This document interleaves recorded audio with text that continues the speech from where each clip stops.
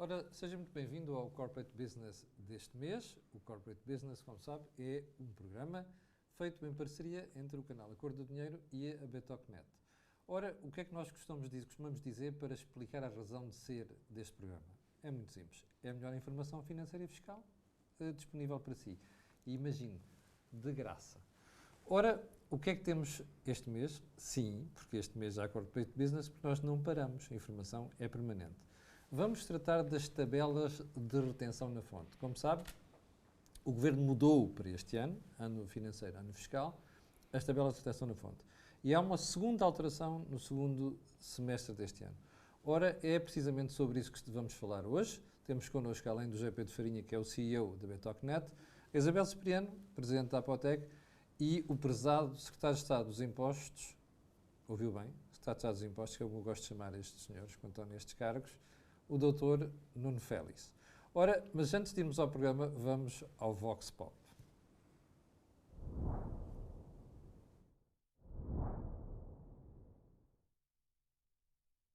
Bem, as retenções da fonte temos que explicar antes o que são. As entidades empregadoras mensalmente retêm um imposto, a título de IRS, que entregam ao Estado. Na prática, é como se fosse um adiantamento que é feito e é tido em consideração depois no acerto de contas do ano seguinte do IRS. Nesse momento da entrega do IRS são apurados os rendimentos e as famílias ou pagam ou recebem IRS e o montante que foi retido no ano anterior é tido em consideração para efeitos desse cálculo. Ou seja, se agora foi retido menos imposto, significa que o rendimento disponível aumenta. O que significa que, para quem está mais, tendo em conta os constrangimentos recentes da inflação e dos juros, até é positivo. Por outro lado, esta medida é contrária à política do Banco Central Europeu, que está, no fundo, a subir os juros para restringir o consumo das famílias. Por isso, por um lado, temos esta medida que vai dar mais rendimento disponível, mas, por outro, temos esta política do Banco Central Europeu que fez exatamente o inverso. E depois convém lembrar o seguinte, é que se os calores não forem atualizados por forma, pelo menos, a fazer face à inflação, em 2024, as famílias que estão agora a receber mais e que vão ter mais rendimento disponível, irão certamente ter uma surpresa, uma vez que ou irão ter um reembolso menor ou até podem ter que pagar IRS. Por isso, há que ter muito cuidado com o rendimento disponível adicional que vai ser recebido, porque provavelmente ele pode ser necessário para pagar futuramente ao Estado. Tendo em conta o exposto, não concordo com a diminuição da retenção do imposto a título de IRS. Bem, como percebeu, temos aqui duas posições. Primeiro, pôr mais dinheiro no bolso das pessoas, das famílias, mas o Sr. Secretário de Estado já vai explicar isso daqui a bocadinho. E, em segundo lugar, o efeito contraproducente que isto pode ter. E depois um terceiro efeito, que é o efeito pessoal. Mas é exatamente sobre isso que vamos falar hoje. Zé Pedro, porquê é que escolhemos este tema para este programa? Então, bom dia, obrigado por estarem connosco. Escolhemos este tema porque, para já, é oportuno, estamos a falar da alteração, mas há muito tempo que até amigos, clientes, comentam, eu pago IRS, não sei quem recebe IRS, e importa esclarecer, ninguém recebe IRS. Portanto, toda a gente paga IRS. E como o Pedro Lino explicou bem, o que acontece é que as pessoas fazem retenções na fonte, que é o equivalente a pagamentos por conta de IRS, Sim. que é logo retido no salário. Portanto, isto pela entidade patronal? Tem dois propósitos. Portanto, é garantir que o Estado recebe o IRS, porque a entidade patronal não paga ao trabalhador e entrega ao Estado. Portanto, também não fica para a entidade patronal, não é? Que é outra confusão. Okay. Se for a crime. Exato. Isso é crime. Exato. Também já aconteceu. Mas, portanto, o que está em causa é percebermos este mecanismo das retenções na fonte. E também é curioso que, ao longo dos tempos, tem-se batido no Estado, porque o Estado cobra retenções na fonte em excesso. E por isso é que há devoluções. Sim. Portanto, é uma forma de financiamento do Estado. Depois, quando não devolve com juros. Exatamente. Mas agora bate-se no Estado porque... Agora bate-se no Estado porque invertemos a coisa, não é? Portanto, agora vamos reter menos. Entendam-se, não é? Mas o que é que queremos com isto, sobretudo, é alertar para o mecanismo das retenções na fonte, alertar que, como o Pedro muito bem disse, se paga menos agora, então vai pagar mais depois ou vai receber menos ou não receber. e isso tem essa consequência. Portanto, os 20, 30, 100 euros que agora receber a mais, 100 euros já são para salários muito altos, é bom que não gastem almoços e jantaradas. Depois ter que pagar ao fisco mais bem. tarde. Em 2024, quando fizerem o certo de declaração de contas de IRS, aliás, de 2023. Isso mesmo. Bom, vamos agora falar com o Secretário de Estado. Não escusa de começar já a mandar mails, a protestar e tal. Para se quiser protestar, tem uma via especial para protestar junto do Secretário de Estado. Dr. Nuno Félix, muito obrigado por vir ao Corporate Business. É sempre importante termos membros do Governo a esclarecer estas coisas. Percebe-se qual é a ideia do Governo. Reduz as retenções na fonte, coloca-se mais dinheiro no bolso das famílias, só que isto foi feito numa altura em que se pensava que a economia ia crescer 1,3%. Ora, já sabemos neste momento que ela vai crescer 3%. Era mesmo necessário fazer isto? Antes de mais, permita-me só um breve apontamento em relação ao que referiu há pouco. O Estado, quando existem retenções na fonte em excesso, na liquidação de IRS, paga juros sobre o excesso dessa retenção na fonte. Esses juros estão indexados à Euribor e, portanto, no período em que a Euribor foi negativa, não houve esse pagamento de juros. Na liquidação deste ano, se for ver, se tiver tido uma retenção de IRS em excesso, terá lá a linha com o montante dos juros. Especificamente sobre este tema que nos traz aqui, deste novo modelo de retenções na fonte, eu acho que é importante contextualizarmos e pensarmos que tínhamos até aqui um modelo de retenção na fonte que vigorou durante décadas e que ano após ano vinha sendo criticado. Vinha sendo criticado por aqueles que diziam, bom, isto está a ser uma poupança forçada que o Estado está a impor às famílias, por um lado, e depois, por outro lado, face àquela que é a própria mecânica que existia ao nível das retenções na fonte, por escalões, de maneira a que, se eu tivesse €1 ou mais de rendimento, podia com isso mudar de escalão e passar a ter um rendimento mínimo disponível. Sim. O que podia levar a situações caricatas de pessoas dizerem, eu prefiro não ter um aumento porque senão tinha mais, recebo menos por mês. E, portanto, desde logo o que nós temos aqui é uma mudança na mecânica das retenções na fonte para garantir que a cada €1 de aumento do rendimento bruto há pelo menos aumento do rendimento líquido disponível mensalmente. Naturalmente, se mês após mês a retenção na fonte for menor, isso depois tem um impacto na liquidação do IRS, fazendo com que o montante a receber eventualmente seja menor. Mas isto também eu acho que é um passo importante no sentido de tentarmos que as pessoas tenham também uma maior literacia financeira e fiscal e até que se consciencializem daquela que é a sua taxa efetiva de tributação. Mas o Governo não está a alertar para isso. Eu não vi em momento nenhum, nem a Secretaria de Estado, nem o próprio Governo ter assim, atenção, nós estamos a fazer isto, mas veja lá as consequências que pode ter. Todas as vezes que falei sobre este tema, estas foram as minhas duas principais mensagens. Em primeiro lugar, esta mudança de mecânica e, portanto, corrigirmos este problema em que €1 a mais de rendimento podia levar a que a pessoa levasse para casa menos no final do mês. No acerto e a segunda, naturalmente, se a retenção é menor, isto depois tem um impacto na liquidação de Mas agora deixa-me perguntar, voltar à questão do impacto macroeconómico. Faz sentido fazer isto agora, precisamente para pôr mais dinheiro de bolsa às famílias? A economia está a crescer bem.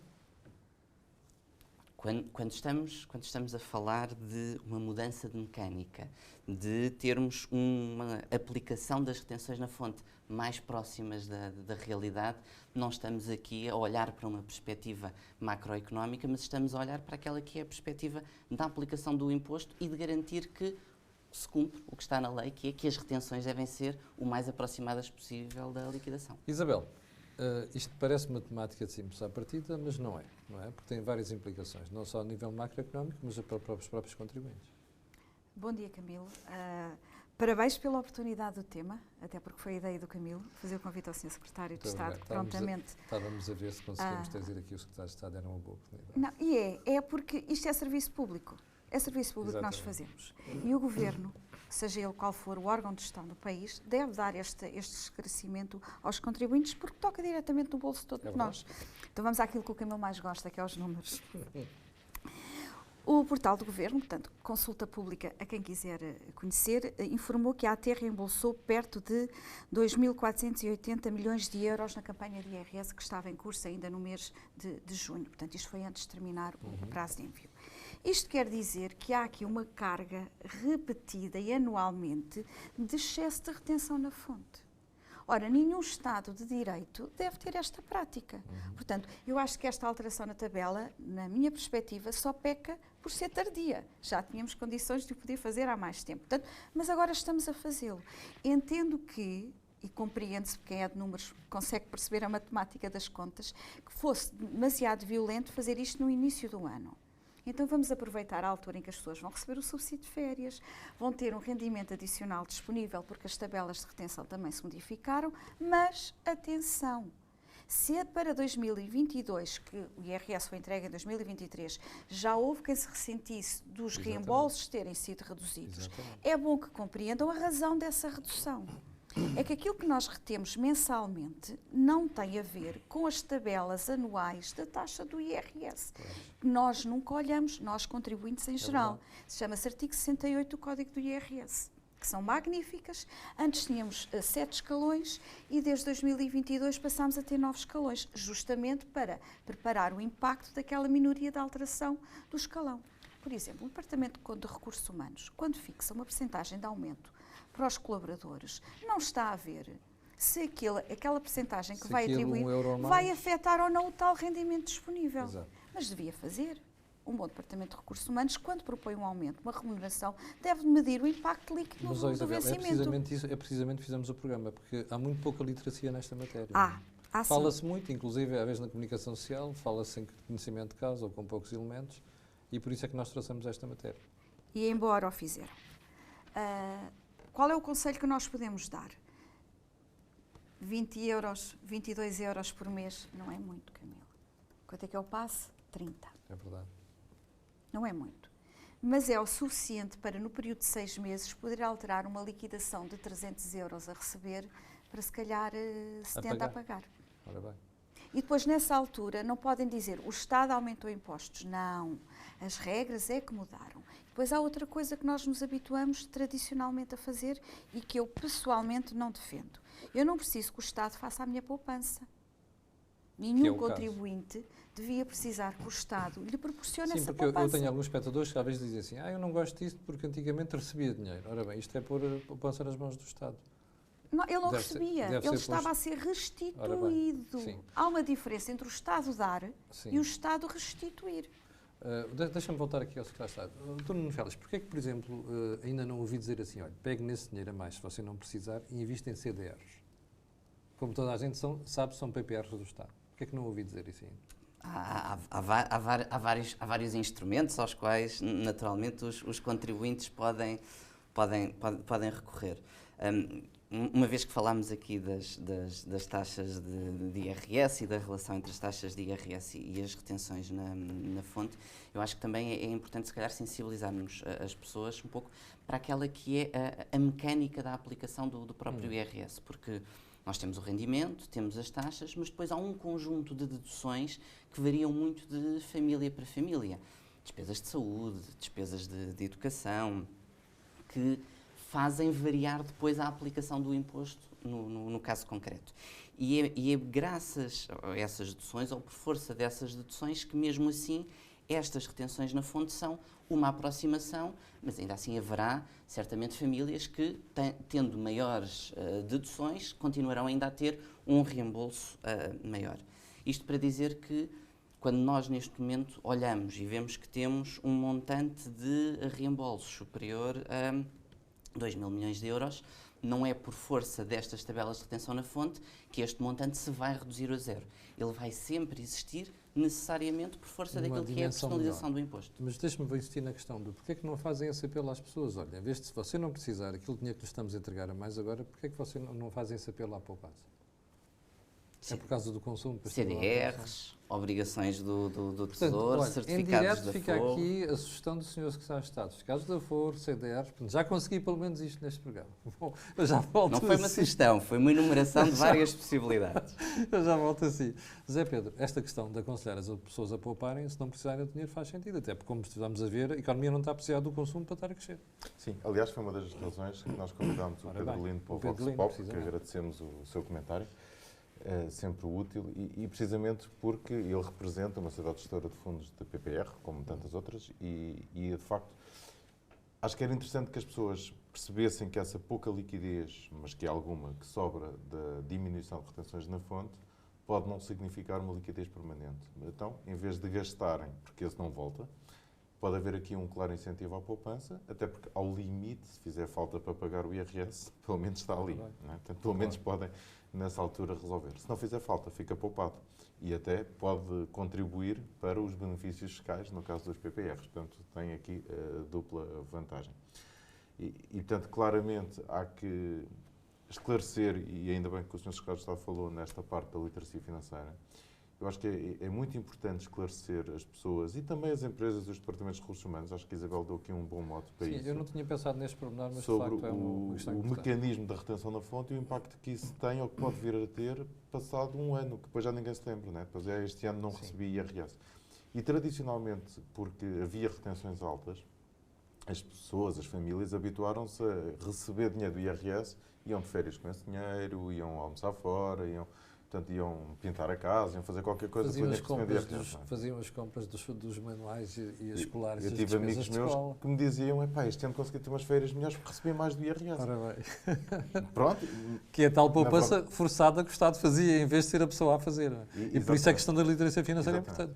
Eu gostava de alertar para uma ferramenta que nós temos disponível e gratuita no nosso site da Betocnet, que serve precisamente para calcular a simulação de salário líquido versus um salário básico, quanto é que isso custa para a empresa, e conseguimos dar uma perspectiva mensal e anual.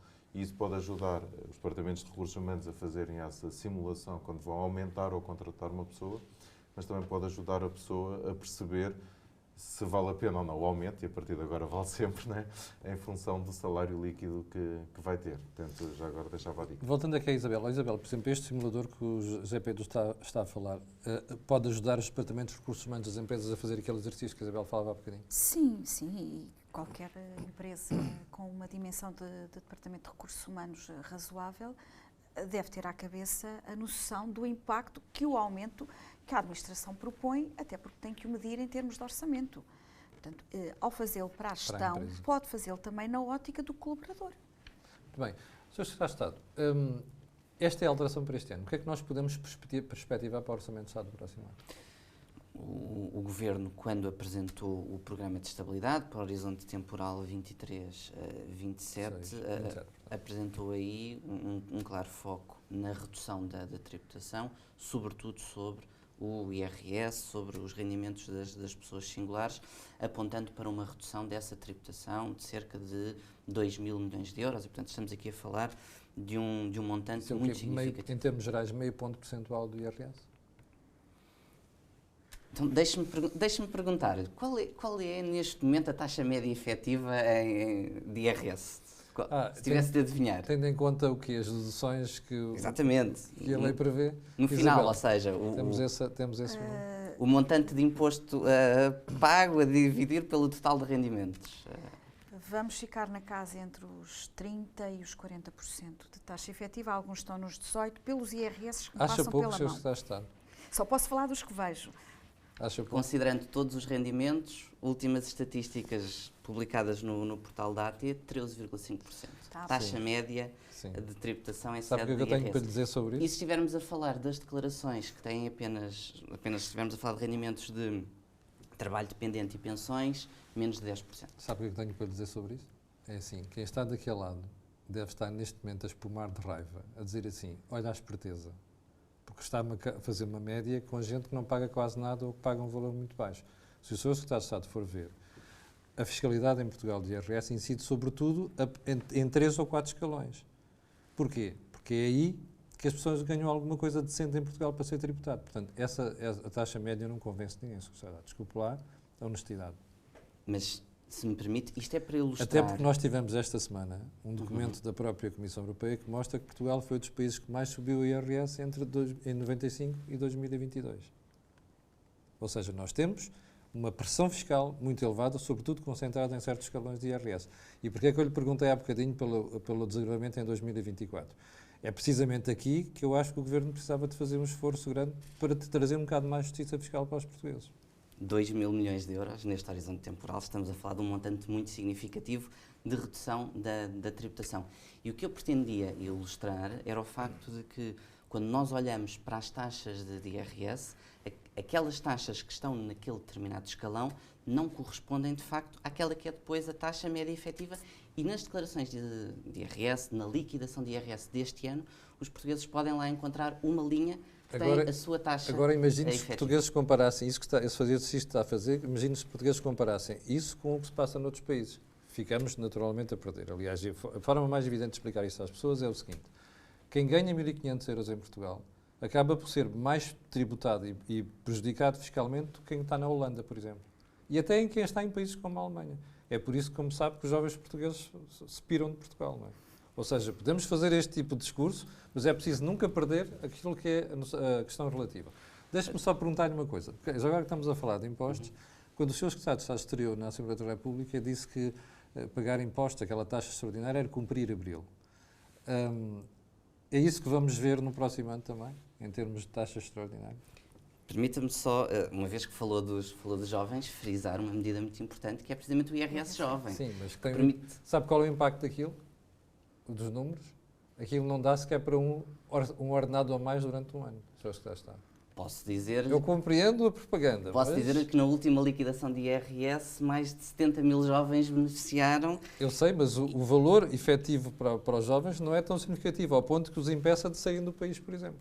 Uma redução de tributação que pode chegar a 6 mil euros não me parece que seja algo insignificante ou assim tão reduzido. Sr. Secretário de Estado, volto a dizer, quem vai lá para fora tem uma vantagem fiscal superior a essa. E tem outra vantagem, inclusive, que é não ficar a penar à procura de casa, que é aquilo que acontece em Portugal.